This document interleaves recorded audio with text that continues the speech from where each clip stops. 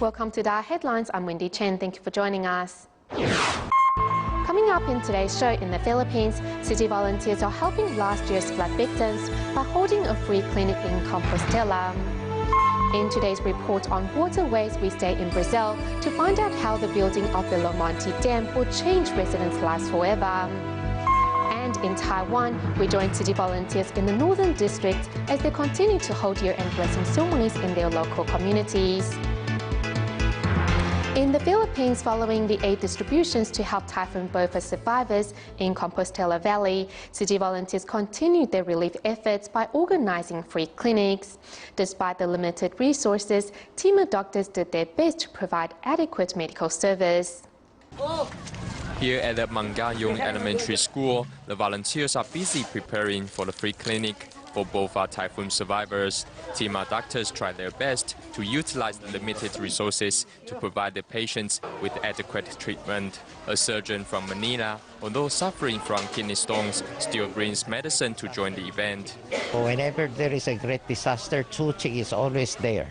So we are not here just because to alleviate. We are here also to support, and then most of the patients here suffered injuries during the typhoon. Now, a month later, their wounds have become infected. Thanks to the free clinic, they are finally getting treatment. The hospital is really far and the road is tricky. We don't have money to see a doctor and buy medicine. Being remote, Barangay suffers from a lack of medical resources, and the disaster has made the situation worse. The unstable weather conditions also have meant children are catching the flu. If there were no city-free clinic, my baby would never be able to see a doctor. She had a fever for a week. Thank you so much. This free clinic is very important to us. The environment of the shelters is bad. Children can easily catch diseases there. The two free clinics held in Compostela Valley served almost 1,000 patients. One volunteer, Harlan, whose family runs a pharmacy, also transported medicine to the clinics to help out. Tsuchi really supplies a lot of variety in terms of medicine. So for different sicknesses, especially the surgery part, people here usually don't have access because these are really very remote areas. With Tsuchi and the locals' efforts, the disaster survivors will soon be able to restore their lives to normal. In the United States on January 5th, a team of city volunteers led by Cao Weizhong stopped by our Monte Service Center in California to give a talk on registering care recipients and the procedures that follows the initial application. Anyone can fill out the form for a care recipient, as long as the care recipient gives their permission. Here at the El Monte Service Center in California, 125 Tzu Chi volunteers gathered to learn that helping others in need is not only about compassion, but also about respect. Helping others continued to be a tough road for some volunteers, and at this seminar, senior volunteers share their past experiences to enlighten others in helping everyone on this difficult road. Many homeless people rely on meals and blankets provided by social welfare organizations to get through the cold winter days. However, due to the economic downturn, donations have not been as plentiful lately. To assist these organizations, Hualien's government has donated their spare rice and sleeping bags to suitable charity groups to help those on the edge of society. Come lunchtime on this cold winter day in Hualien, Taiwan, over 40 homeless people gather at the town square for a hot meal. I don't have a permanent place that I stay at, so I will often come here for hot meals. After getting injured at work 2 months ago, Ah Jie comes here to get through the day.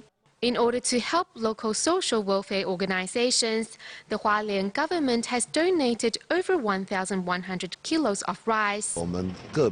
Besides helping out low-income residents, we are also helping out senior residents. We will equally distribute our resources to assist charities in need. Take Reng An Homeless Social Welfare Foundation, for example. In providing 2 meals a day for 50 people, they use up 15 kilos of rice per day. In tough economic conditions, getting food donations is quite difficult. With our current economic situation, it's tough getting donations. So we hope if there are people out there that can spare rice or food, we would really appreciate it. Providing a ray of warmth to homeless people not only reduces social problems, but perhaps it will also lead these people back on the right track in life.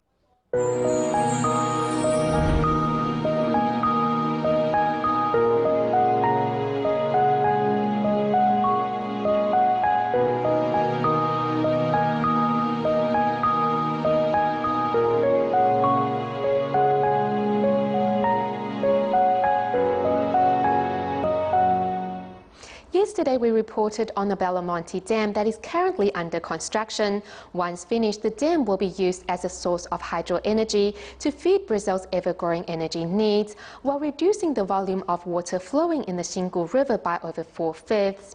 Aside from any environment considerations, this drop in the river's waters is said to destroy or alter the way of life of the many village communities that are located along the river.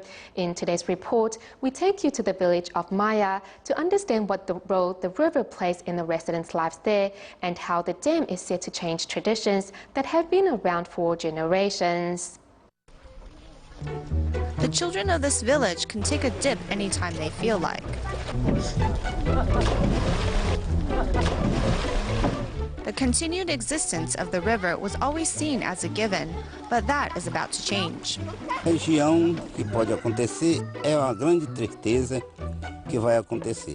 Things will go bad here soon. This river is blessed. It is our major transportation artery and also the source of our livelihood.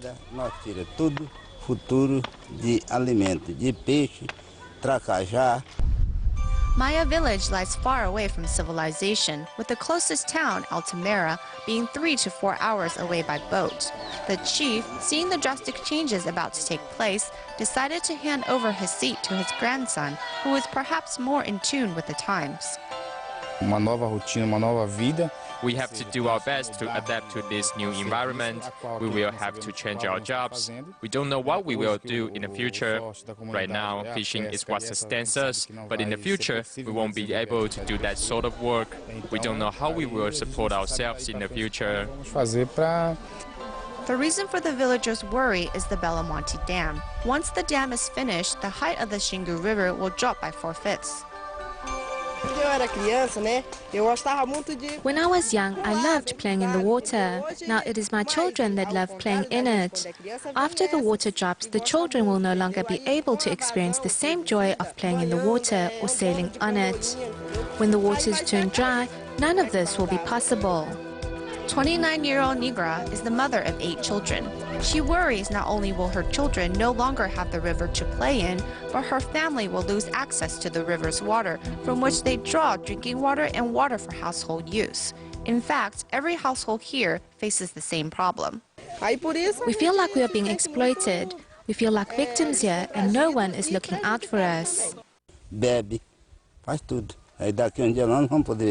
We are losing access to drinking water as the river slowly becomes polluted.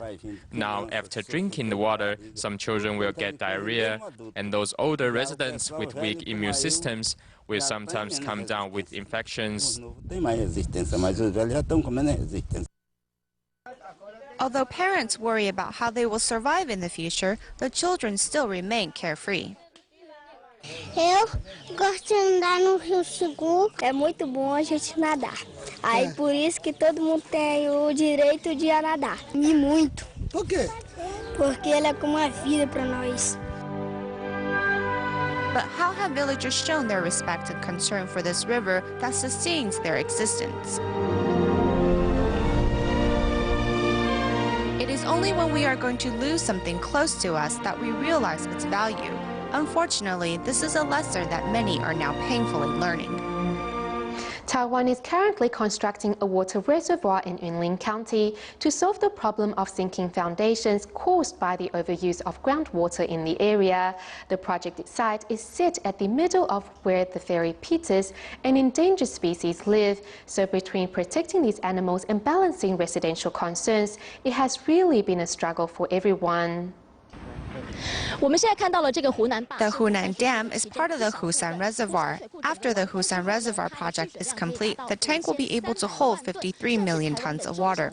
It will be one of Taiwan's medium-sized water tanks, with its main water source coming from the Qingshui Creek behind the hill. When the water from Qingshui Creek is diverted, the areas by Zhuoshui Creek will have a dust problem.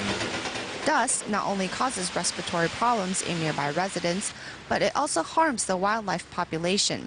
Husan Reservoir's construction is in the middle of where the fairy pitas live, which are listed as an endangered species.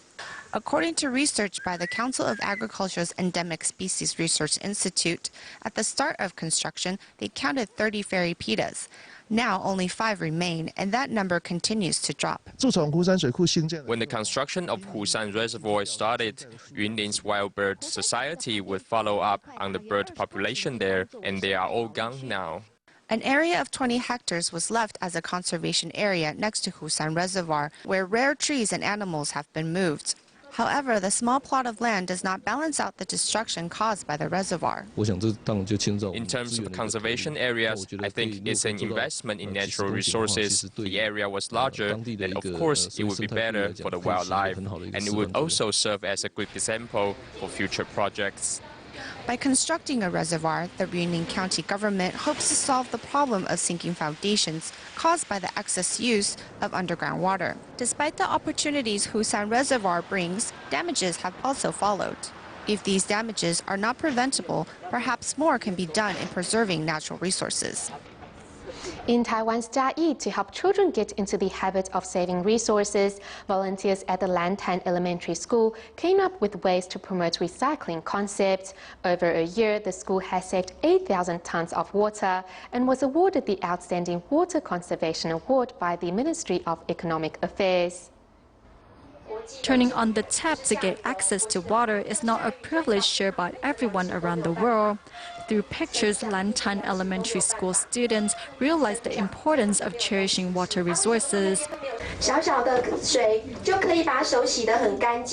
To help children get into the habit of saving water, school volunteers come up with the design of water piggy banks. Saving water is something we need to do every day, and through pictures and games, children not only learn knowledge but also find enjoyment in doing it. Before, we think it is a hassle to pour water from one bucket to another, but now we are used to it. The pictures on the buckets make me want to participate in the activity. With little creativity, the children are more willing to do their share in saving water.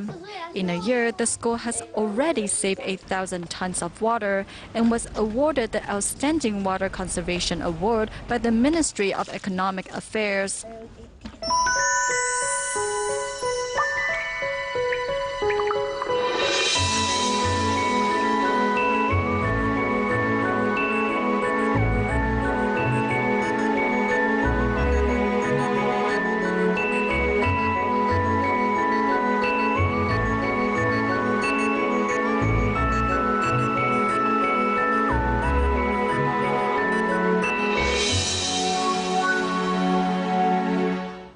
As city volunteers continue to hold year-end blessing ceremonies all around Taiwan, we join volunteers in Hsinchu who held the event at the local Jingsi Hall and also set up a health check booth to provide medical service to volunteers.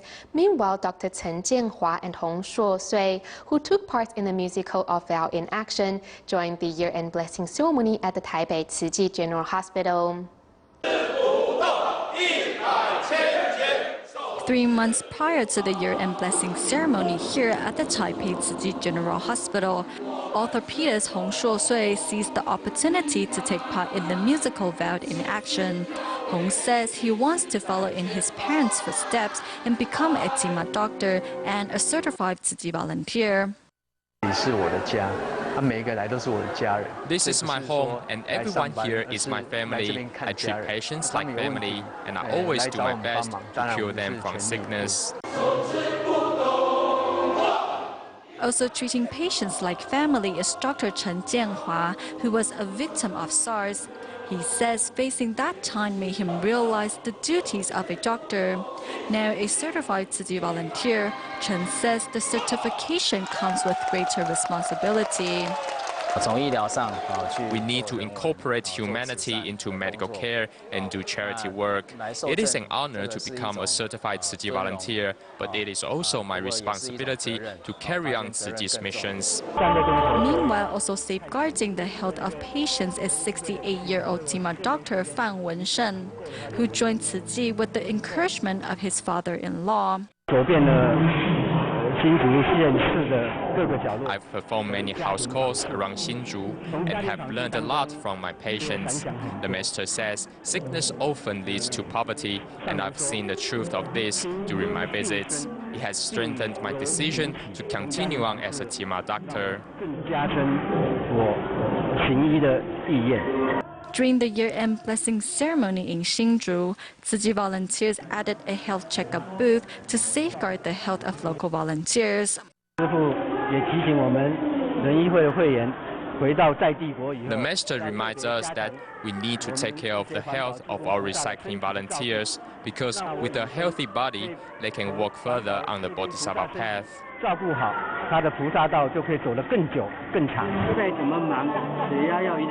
At the event, Tima doctors carefully listen to the recycling volunteers' problems and provide them with suggestions in hopes they can remain fit and healthy in the year ahead. The certification ceremony held at the Tzu Chi Guandu grounds in Taiwan saw many father and son pairs certified as Tzu Chi commissioners. We meet Wang Wenkui, who after joining Tzu Chi changed his ways and eventually influenced his son to join as well. And Tzu Qing Ling Hongren, by sharing Master Zhen Yan's teachings, helped his father got rid of his bad temper. Let's hear their stories. Standing behind his father Ling Chunchen is Ling Hongren. Although both are proudly certified on this day, the pair was once at opposite ends of the spectrum. Before Tzu Chi's humanitarian spirit found its way into our home, we were like strangers living under the same roof.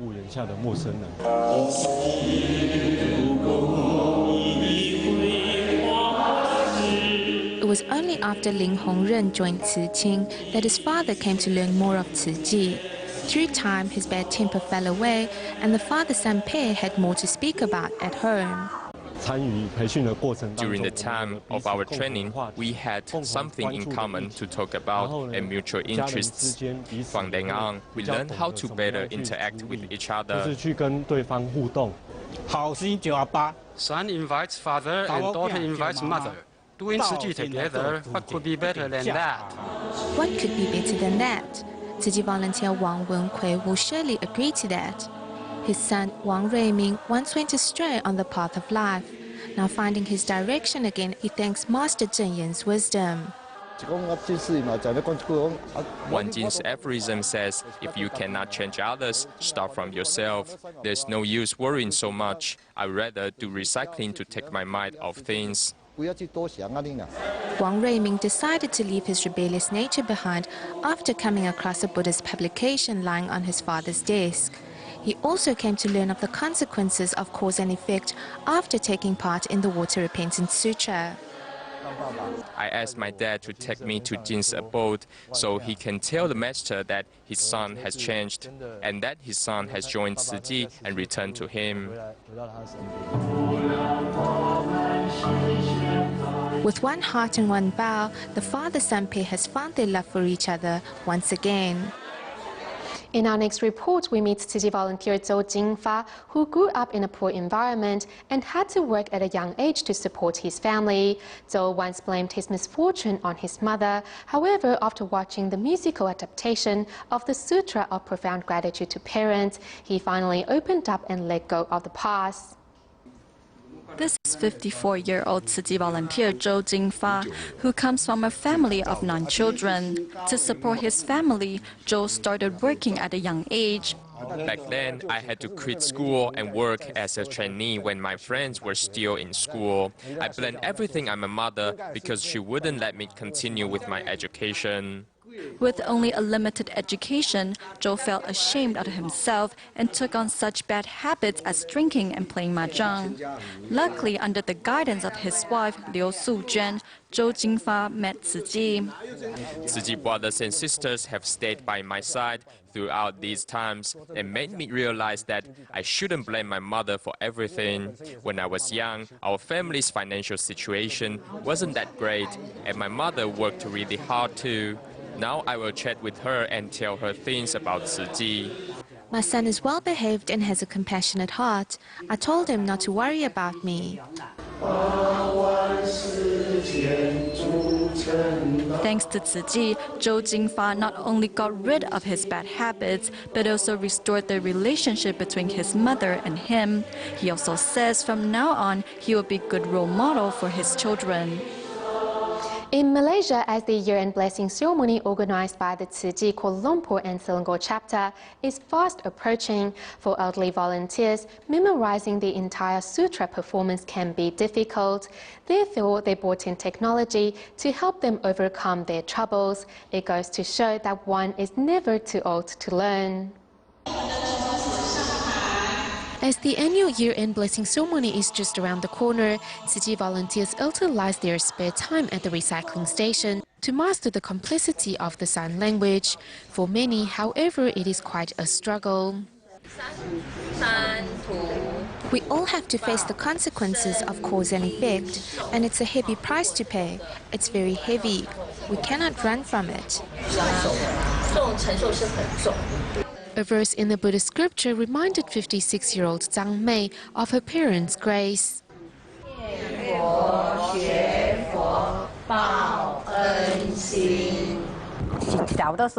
When we were little, my parents always kept food for us to eat without eating themselves. Now I have enough food on my plate and I have a good life. So thinking back on the days of my parents' hardship really saddens me. Without them, there would be no me. I still don't believe I can do this, but Sister Minghui encouraged me. She told me that I can. With encouragement, Grandma Hui Ying agreed to take part in the sutra performance. Being 72 years old does not deter her determination to learn. To conquer the complex moves of the sign language, she turned to technology. I asked Sister Minghui to show me the sign language actions, and I recorded them with my tablet so I can rehearse at home. And because I'm illiterate, I will write the phonetics next to the words. I like signing a lot, and now that I have recorded the actions, I can rehearse everywhere I go. The underlying meaning of the sutra scripture is deeply imprinted in these senior volunteers' hearts, and their determination to learn makes them young at heart. We travel to the United States at the end of today's program, where Ciji volunteers in Dallas, Texas, have been invited to teach Dingsi aphorisms to students at the Lenore Crook Hall Elementary School. Over 700 students gathered at the school hall to learn the lesson, which is focused on the topic of kindness. We'll leave you with these images. Thank you for tuning in. Goodbye.